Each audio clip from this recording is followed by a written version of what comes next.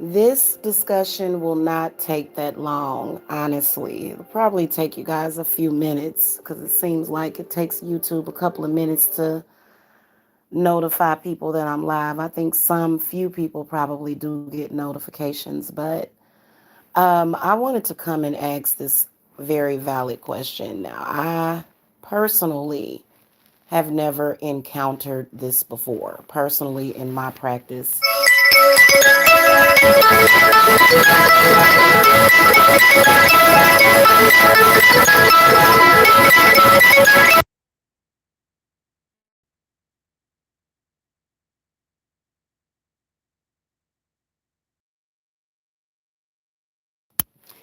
Okay, I'm back. So here's what I was wondering.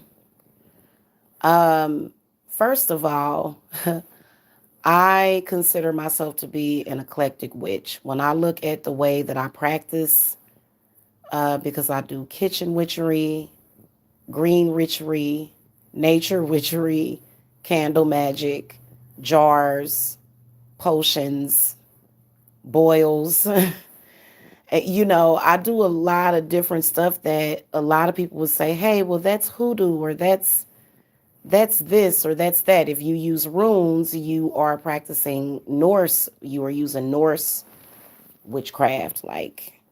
So a lot of people use a lot of different things, but I had gotten an interesting comment on TikTok, and the person asked, they said, isn't hoodoo a closed practice?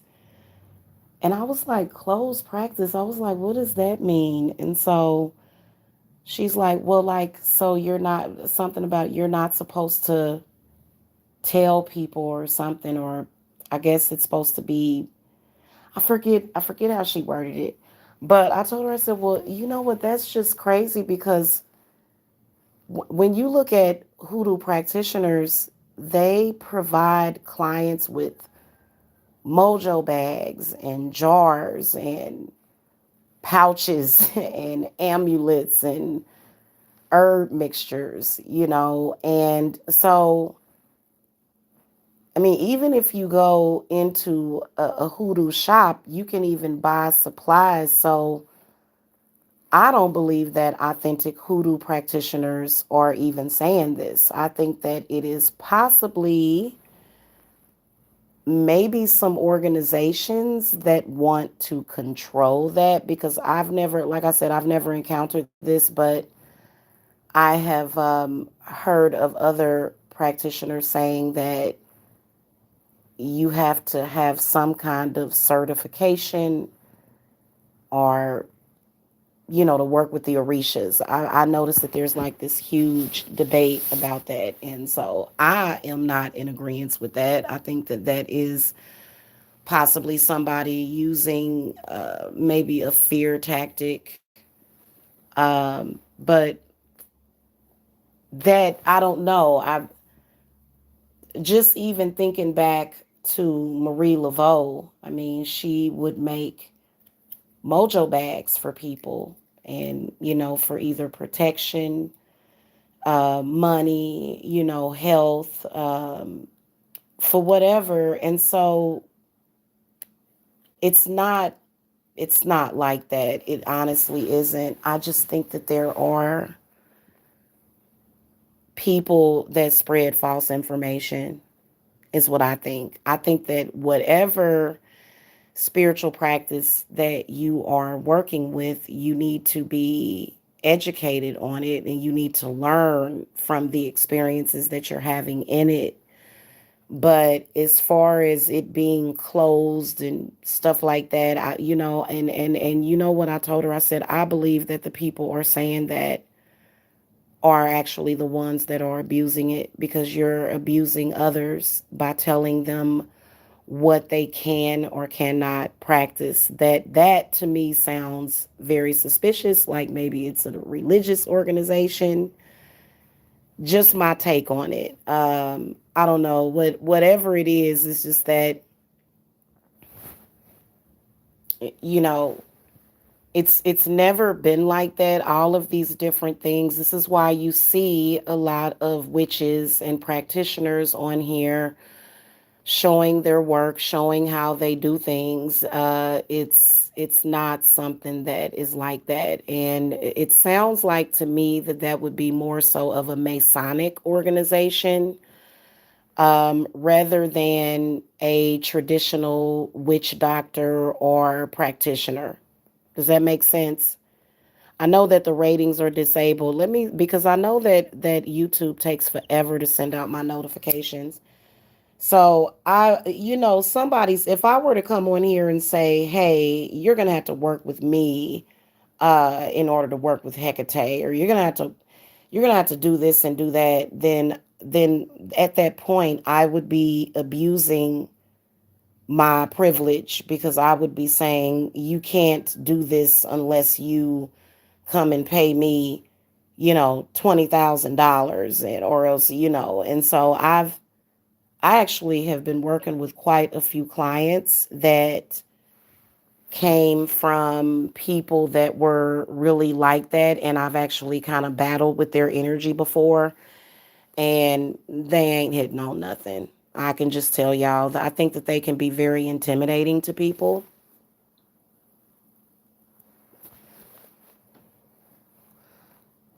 Witchcraft within itself, it's all a part of witchcraft, and so they've, I kind of think that they've been trying to cause a separation, but it all fits under a different type of witchcraft. Does that make sense? Thank you for the thumbs up. And so, for example, I do hoodoo work for my clients all the time. They get jars sent to them. I've got some jars I need to send out now. And mojo bags. I'm making mojo bags with those blessed sweet gum balls that I made. So, but then again, a lot of my money mojo bags or my protection bags have lodestones in them. So I'm going to tell you that no matter what system, what no, because I don't think it's any separating it. And like I said, I am an eclectic witch, and I don't know. I don't think that should be much of a problem, I guess.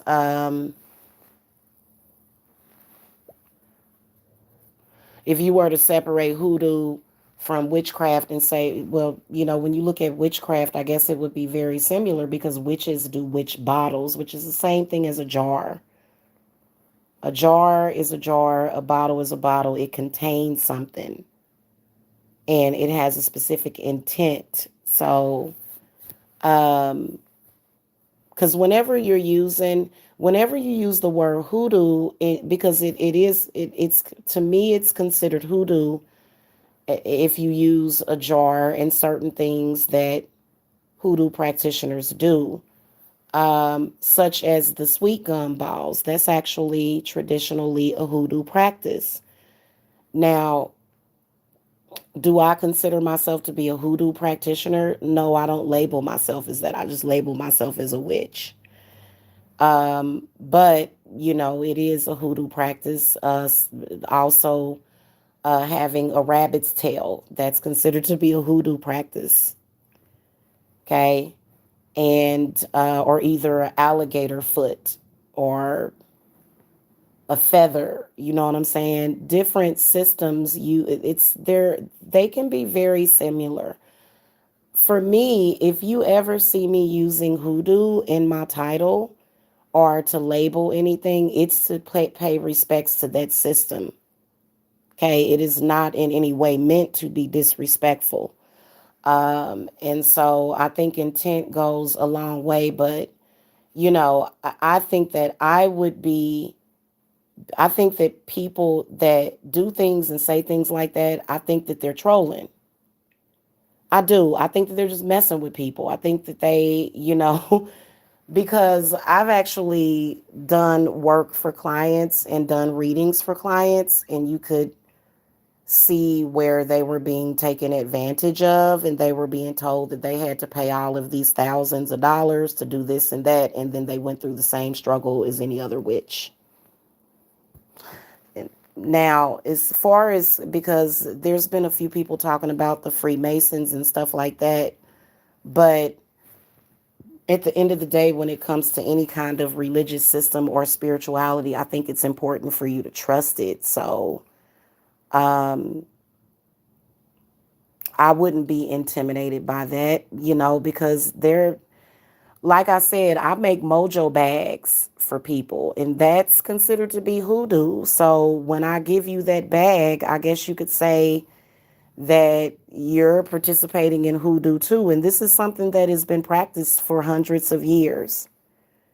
If it was closed off, then we wouldn't even be able to offer it to you at all. So I think that there are some people that they just kind of say things to, I don't know, I guess just it's like a fear factor or whatever. It's like to get you to get scared of something, and or either to make you feel like you're doing something wrong. And I think that that's happening to a lot of witches. It's happening to a lot of witches out there, to where if you do certain things, I feel like, I don't want to say haters, but they just want to kind of make you feel as though you've done something wrong. I mean, with anything, it's just another way of nitpicking. Now, obviously, there are many, many different cultures of magic. And in my humble opinion, what I teach all of my apprentices, because I do take apprentices, okay, and I have a few. For example, for me, I am mixed with like four different cultures. So when it comes to the way that I connect with my ancestors, I connect to all of them. And I think it's important to do that. That's the one mistake that I believe that people are making. Okay. As far as with now, another thing, I feel like there are other practices that it's okay for you to do. That's just like with Buddhism or Hinduism. I have been practicing with Lord Ganesha Lakshmi for years, and they have been a phenomenal force in my life. It's I feel like this, the sky's the limit. You don't have to limit yourself. You don't. Okay, especially when you consider the fact that I help people globally, which means that I have to have some sort of familiarity with other cultures anyway. So, for example, but then again, you can mix it. I believe that the candle magic that I do, and then I'm also doing Reiki with my cleanses, especially. That to me is more of an eclectic Wiccan magic that works, though. It works wonders for people. You don't have to be a specific race, from a specific background. It's just universal. Okay, I can universally do that for you. Like, it's not like I can't do a cleanse on somebody. A demon is a demon, a bad spirit is a bad spirit. Generally, I can banish all bad spirits. So I don't have to necessarily say, oh, well, I've got to do something special to deal with somebody that may have a hoodoo curse on them. Now, I will tell you that there is a specific way that I remove poppet curses and stuff like that. Okay, so um, I, I was gonna, man, that's crazy, because my son, he told me, he said, Mom, he said voodoo dolls are bad, is what he said. And you know what I told him? I said, it just depends on what you're doing with that voodoo doll. And I had to sit down and explain that to him, like, because there are certain things that, and voodoo dolls, they're considered to be voodoo practices. You know what I'm saying? That's a voodoo practice. But other cultures have used dolls forever. So I think that we all practice similarly, and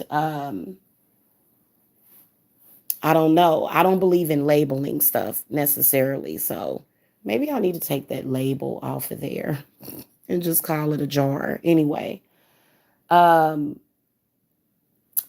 I just wanted to say that about that. As far as with, I think that if somebody came to you and said, hey, if you want to practice this, there's certain requirements and da da da da da, and this, and that, and you've got to pay this and pay that. And I'm like, I would be a little leery of some of the information from some of these spiritualists that seem to be, I feel like what they're doing is they're just trying to make paper for themselves. And let's just keep it real. Okay, when I offer my classes to y'all, I don't say, hey, you're not going to be able to get this anywhere else. Or it's like, what? Like, people, spirits would look at me like I was crazy. So, and I do think that that is an abuse of power, especially if you are somebody that you just because you can make a spell work doesn't mean that you're practicing ethically and that's going to, continue to just happen for you. I think that it's kind of greedy. I think it's greedy is what I think it is. I think that it's when a person does that, they're coming from a greedy place. When they tell you, oh, well, you can't work with this Orisha because of blah, blah, blah. And you have to do this to do this, and you have to do that to do that. I don't agree with that. So, and how I know this is experience. Feel like that's just somebody trying to get over. Now, I think that if somebody, similar to me, that's a spiritualist that tells you, hey, I don't think that you should practice that unless you know this or unless you know that, we can give you guidance as far as, what we perceive to be something that could be a danger to you. But as far as telling somebody that you can't do something, or you're going to be cursed, or that to me is fear mongering, and it's also false. It's a false teaching.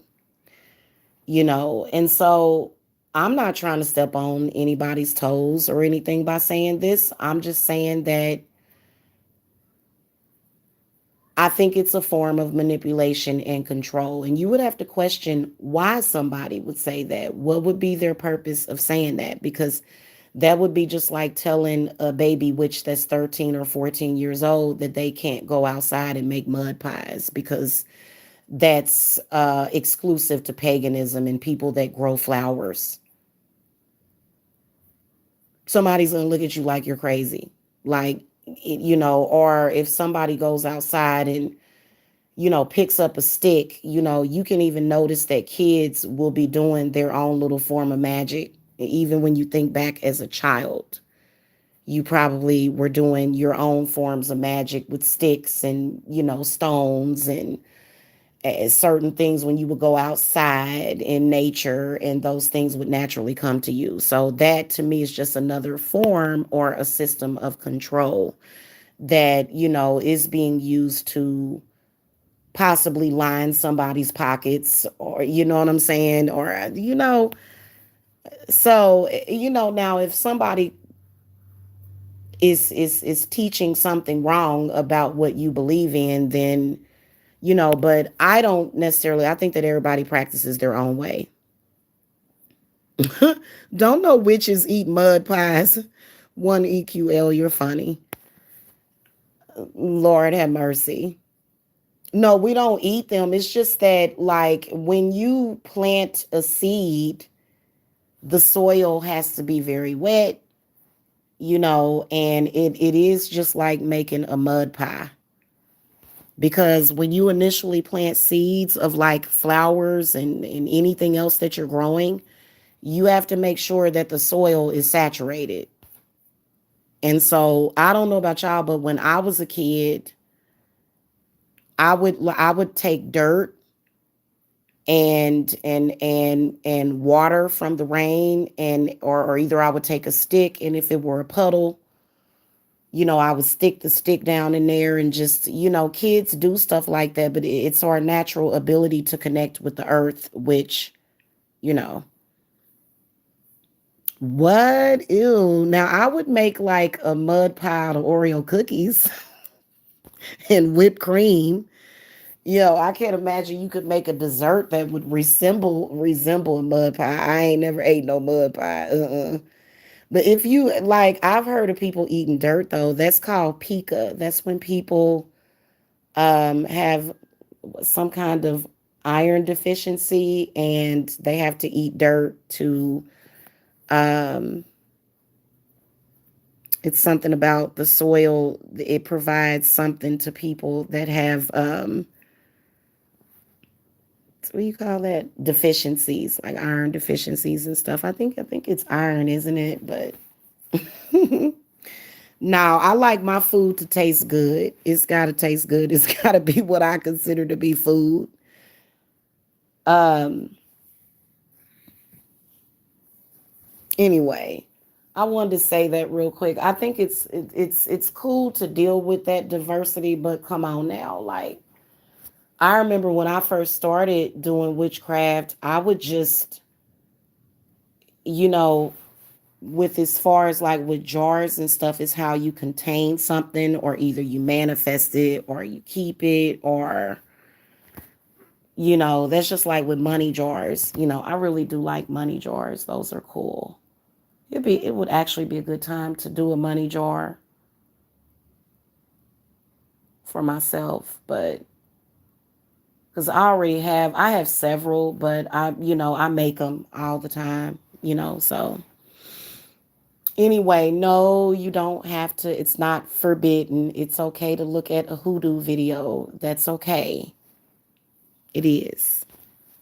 I heard of a family member who would make and eat mud pies, but that was probably grown folks masking their real conversation, because that's always made me feel like, what?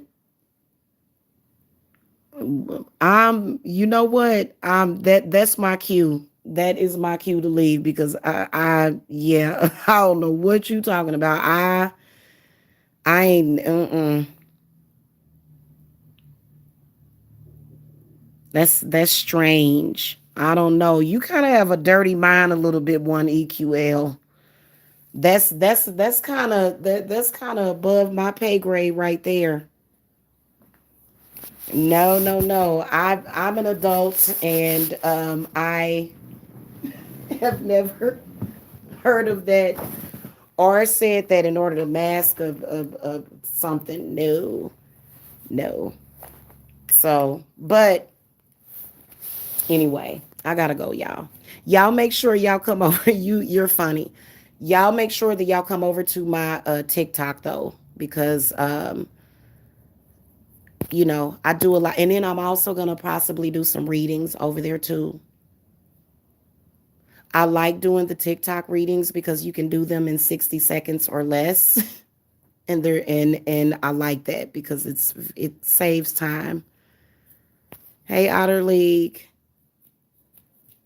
And then also, you don't necessarily have to be a witch to read the cards, even though I believe it's my opinion that you are a witch. If you're reading cards, you're a witch on some level if you're doing divination.